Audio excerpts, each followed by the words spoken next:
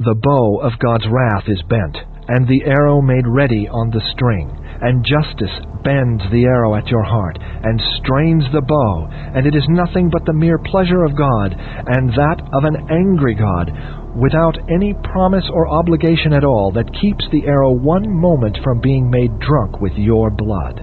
Thus all you that never passed under a great change of heart, by the mighty power of the Spirit of God upon your souls, all you that were never born again, and made new creatures, and raised from being dead in sin to a state of new and before altogether unexperienced light and life, are in the hands of an angry God.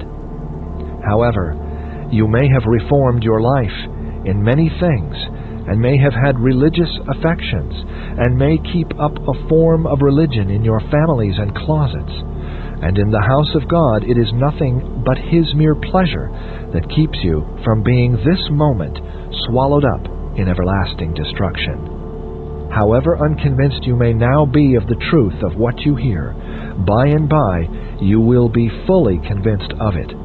Those that are gone from being in the like circumstances with you, see that it was so with them. For destruction came suddenly upon most of them, when they expected nothing of it, and while they were saying, peace and safety, now they see that those things on which they depended for peace and safety were nothing but thin air and empty shadows.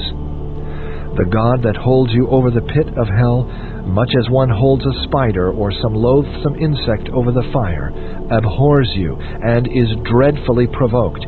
His wrath towards you burns like fire. He looks upon you as worthy of nothing else but to be cast into the fire. He is of purer eyes than to bear to have you in His sight. You are 10,000 times more abominable in His eyes than the most hateful, venomous serpent is in ours.